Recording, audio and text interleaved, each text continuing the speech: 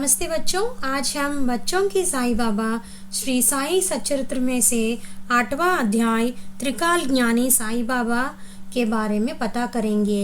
ये कहानी मैं आपको पढ़ के सुनाऊंगी। चलो शुरू करते हैं। बाबा को जिस प्रकार पिछली भूतकाल की बात ज्ञात थी, उसी प्रकार आज कहाँ क्या चल रहा है और कल क्या होगा, यह भविष्य काल के बारे में ज्ञान होता था। भूत और भविष्य को जानने वाले व्यक्ति को सिद्ध पुरुष कहा जाता है। इस संबंध में बाबा की कई बातें तो देखें। एक महिला बाबा की मन ही मन भक्ति करती थी। एक बार वह जब बाबा के पास आई, उसके सर पर आहिस्ते हाथ फेरते हुए बाबा बोले, माँ जी, आपको सर दर्द बहुत सताता है ना? महिला झट से सिर ऊपर करते हुए बोली, बाबा, अब तक मस्तिष्क में दर्द था, लेकिन अब बिल्कुल दर्द नहीं है। बाबा बोले, माँ जी, अब तुम्हें सिर दर्द की परेशानी कभी नहीं रहेगी। असली बात यह है कि उस महिला का सिर पिछले 6 सालों से दुख रहा था, लेकिन बाबा के हाथ से यह बीमारी हटाने की वजह से वह शिरडी नहीं आई थी। फिर भी बाबा ने उसका दुख पहचान कर अपनी कृपा से हमेशा के लिए उसका दर्द हटा दिया। वह महिला अपने घर में बाबा को हर रोज 3 बार भोजन नैवेद्य के रूप में देती थी। बाबा उसे बोले, माँ जी, मुझे आपके घर में हर दिन 3 बार भोजन के लिए आना पड़ता है। ऐसा कहकर उसके घर को और घर में होने वाले व्यक्तियों से भी चिन्ह बाबा ने सही सही बता लाए।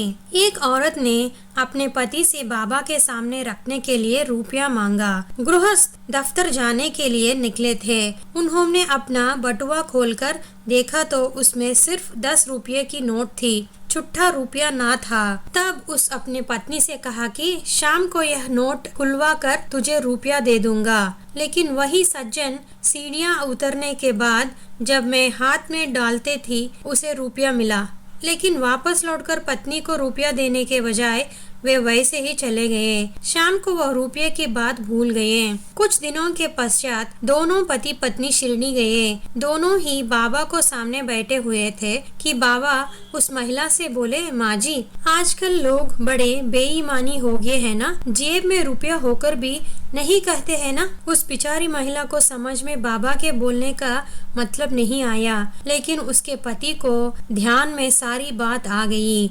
उसने फौरन ही बाबा के पास छू कर उनकी क्षमा याचना की। नांदेड़ शहर में एक व्यापारी था। उसका नाम था रतनजी सेठ। उन्हें 12 लड़कियां थीं, एक भी बेटा नहीं था, इसलिए मन ही मन में वह कष्ट में था। श्री दासगणु महाराज ने उन्हें शिरडी जाकर बाबा का दर्शन करने की सलाह दी। रतन सेठ जी के मन में शिरडी आने की इच्छा होकर भी काम में व्यस्त रहने के कारण वे आ नहीं सके थे। एक बार वहाँ के एक संत मौलवी साहब यकायक सेठ जी के घर पहुँच गए। सेठ जी ने बड़ी श्रद्धा के साथ उनकी पूजा की। नारियल, फूलों की मिला, पेड़ा, बर्फी आदि चीजें उन्हें अर्पित की। मौलवी साहब प्रसन्न चित्त से चले गए। आगे चलकर काफी दिनों के पश्चात रतन सेठ जी शिरडी पधारे। बाबा के सामने वे हाथ जोड़कर बैठे ही थे कि बाबा बोले, तूने तो पहले ही मुझे 3 रुपये और 14 आने दे दिए हैं, और अब तू खुद ही मस्जिद में आए हैं। तब तुम चिंता मत करे, अल्लाह तुम्हारी मुराद पूरी करेगा। ऐसे कहकर बाबा ने सेठ जी को उसी लगाई। रतन सेठ जी समाधान के साथ घर लौटे, लेकिन बाबा ने कह हुई 3 रुपया 14 आने की हिसाब का उन्हें कुछ बोध न होने के कारण उन्होंने दासगुण जी से उसके बारे में पूछा, लेकिन उनके भी ध्यान में कुछ नहीं आया।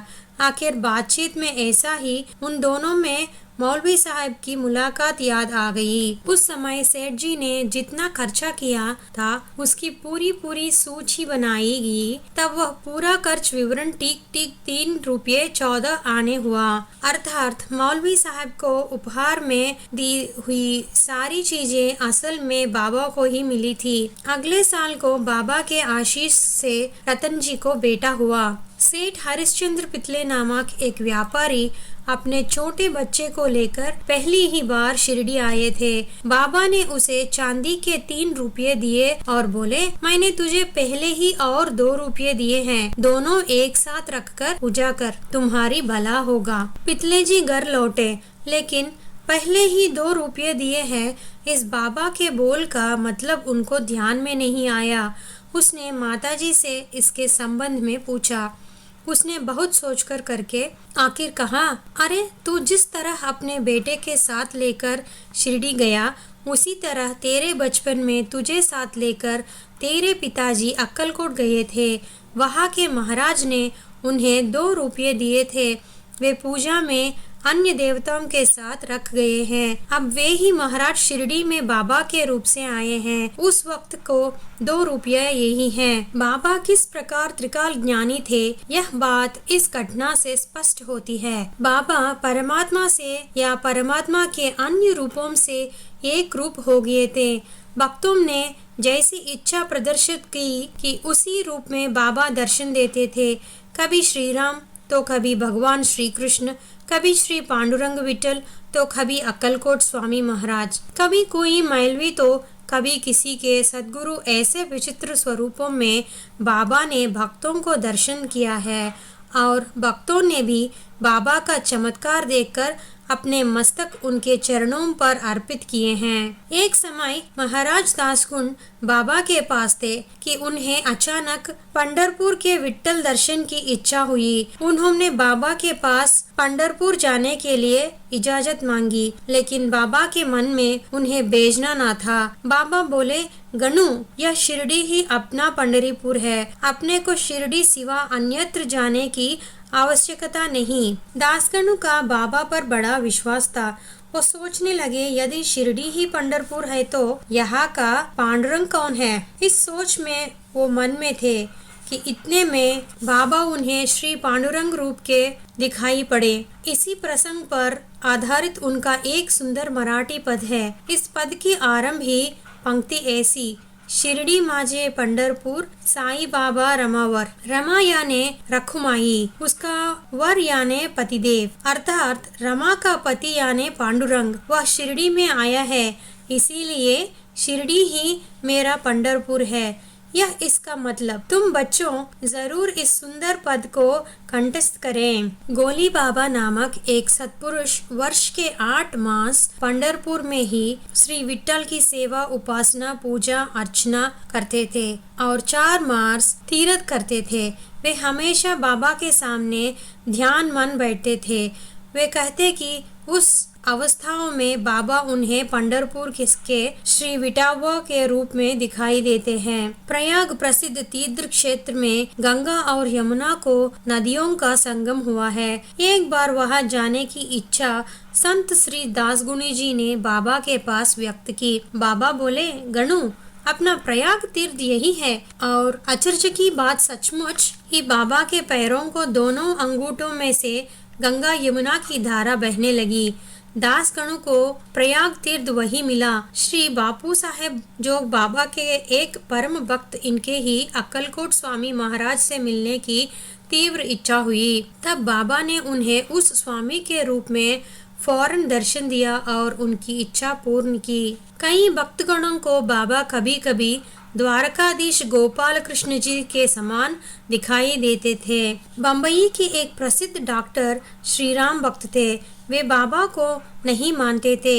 एक दफा वो अपने मित्र के हट के कारण उसके साथ शिरडी गए, लेकिन शिरडी में आकर भी मैं बाबा को वंदन नहीं करूंगा, ऐसा बड़े जिद से अपने दोस्त से उन्होंने कहा। डॉक्टर और उनके मित्र बाबा के पास जा रहे थे, लेकिन काफी दूरी से बाबा को देखकर ही डॉक्टर साहब दंग रख गए और ढोकने लगे। और क्या बात, उन्होंने बाबा के सामने जाकर साष्टांग दंडवत प्रणाम किया। बाबा ने उनको शुभाशीष प्रदान किए। उनके वापस लौटने बाद दोस्तों ने पूछा, डॉक्टर साहब, आपने यह क्या किया? आपने वायदे को क्या अब भूल गए? डॉक्टर साहब बोले, क्या और कैसे वादियाँ? वहाँ साईं बाबा थे ही कहा, मुझे तो उनकी जगह अयोध्यापति श्री प्रभु राम जी दिखाई पड़े और मैंने उन्हें सादर दंड प्रणाम किया। इन डॉक्टर साहब को आगे चलकर अपूर्व परमानंद स्थिति का लाभ हुआ। एक बार नासिक के बड़े शास्त्री जी ऐसा ही निश्चय करके शिरडी में आए थे। उनके गुरु बड़े कर्मठ ब्राह्मण थे और उन्होंने कई साल पहले समाधि भी ली थी, लेकिन बाबा ने उनके गुरु के स्वरूप में ही शास्त्री जी को दर्शन दे दिए। कुछ विद्यार्थी परीक्षा में बैठते हुए भी और बैठने को पश्चात भी मैं उत्तीर्ण हो जाऊंगी या नहीं, ऐसा सवाल ज्योतिषी महादेव से पूछते हैं। असल वे सच देखा जाए तो उत्तीर्ण होना पढ़ाई का फल है। उसे यदि सद्गुरु की कृपा का साथ मिल गया तो बहुत ही अच्छा। यहाँ भविष्य वक्ता का क्या काम? भविष्य वक्ता कुछ भी वह देते हैं और विद्यार्थी अपने मन पर बुरा असर कर लेते हैं। लेकिन श्री साईं बाबा के पास कई विद्यार्थी आए तो वे उन्हें पहले पढ़ाई करने का उपदेश करते और साथ में सुभाषिष और उदी देते थे।